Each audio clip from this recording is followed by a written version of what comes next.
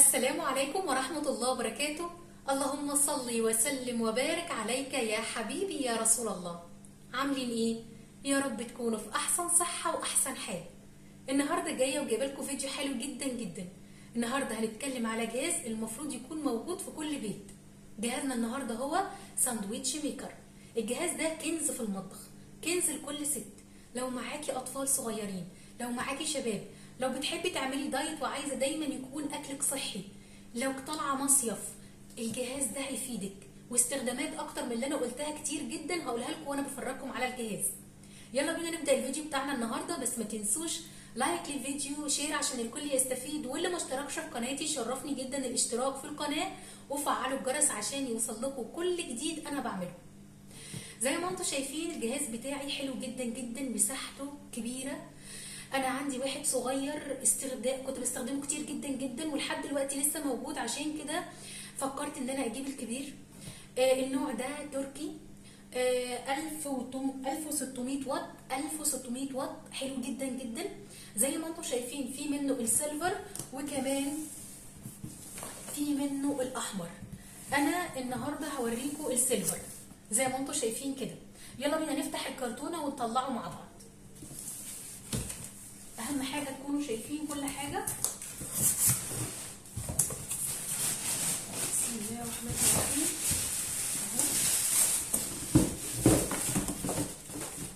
ما شاء الله ما شاء الله، بصوا تحفه تحفه جدا جدا جدا، ما شاء الله جميل جدا.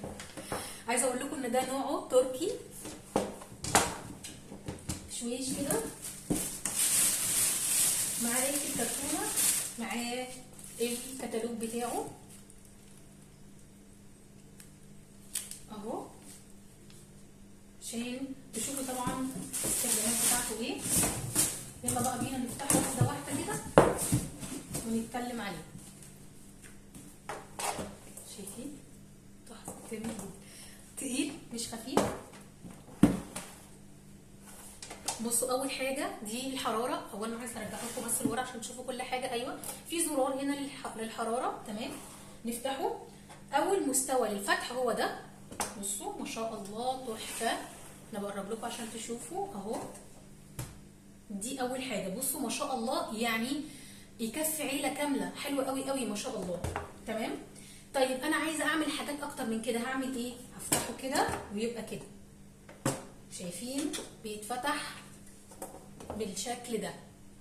بصوا بقى تخيلوا لو انت مثلا بتعملي دايت، حطي الكفته هنا وحطي البانيه اللي انت متبلاه هنا وصدور الفراخ، والناحيه الثانيه حطي خضار سوتيه. حلو جدا جدا ما شاء الله لا قوه الا بالله. تحفه في الاكل الدايت. لو انت رايحه مصيف خديه معاكي. دايما في المصيف بنشتري اكل جاهز والاكل بيكون غالي، او نقعد في مطعم وندفع. لا، خدي ده معاكي في شنطه العربيه او في الشنطه اللي انت رايحه بيها. ساندوتشات بقى، برجر، خدي معاكي الحشوات من هنا وخدي البرجر بتاعك من هنا، وهناك اعملي كل حاجه وتبقي وفرتي. حتى لو انت طالعه مصيف 3 ايام وفري ثمن الاكل واطلعي 5 ايام. بجد جهاز ما شاء الله اللهم بارك تحفه. طبعا انا سخنته وفتحته، والاكل انا ما عملتش عليه اكل خالص. انا هعمل كل حاجه ان شاء الله معاكم في الفيديوهات الجايه، وكل حاجه هقولها لكم. لو في اي عيب هقول لكم عليه، بس انا طبعا سخنته في المحل ولقيت سخونيته عاليه جدا جدا. شايفين الجريلا ما شاء الله، شايفين ما شاء الله تحفه تحفه. يبقى اول استخدام اللي انا وريته لكم اللي هو كده، وبعد كده ممكن نفتحه لو احنا هنعمل كميه كبيره. التاني بقى، الاستخدام التاني المميز، انك بتطلعيه كده. انا كده ما قفلتوش على الاخر، انا عايزاكم بس تشوفوا من هنا في ارتفاع ما شاء الله، عشان لو حطيت ساندوتش برجر. شايفين اهو، لو حطيت ساندوتش برجر شايفين، بصوا شايفين المساحه مش قافله على طول اهي.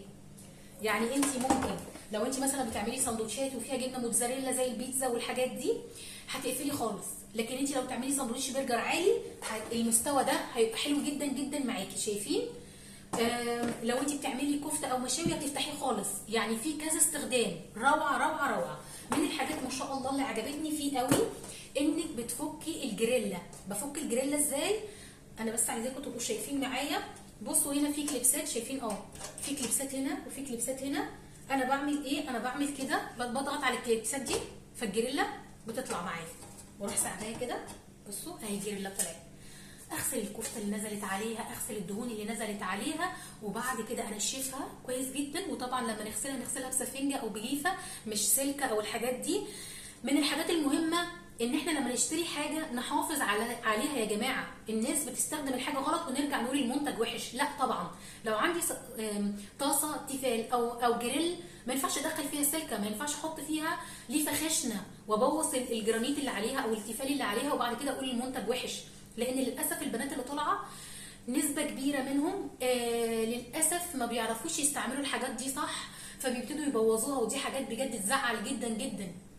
حتى الغسالات، حتى الاجهزه اللي في البيت للاسف ما بيعرفوش يشغلوها صح فبيبوظوا الدنيا. فبالله عليكم فهموهم كويس جدا، الحاجات دي بتبقى بفلوس وغاليه فحرام انها تبوظ. شايفين بقى السخان اللي من تحت؟ تعالوا اوريهولكم قبل ما اركب الجريلا تاني.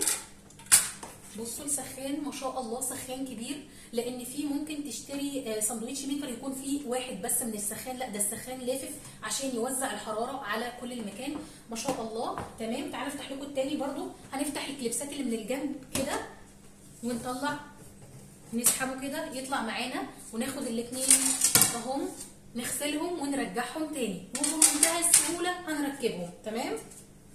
هندخل كده في فتحتين اهو ما شاء الله بشويش، بس دخلوهم بشويش. والتانية برضو نفس الكلام.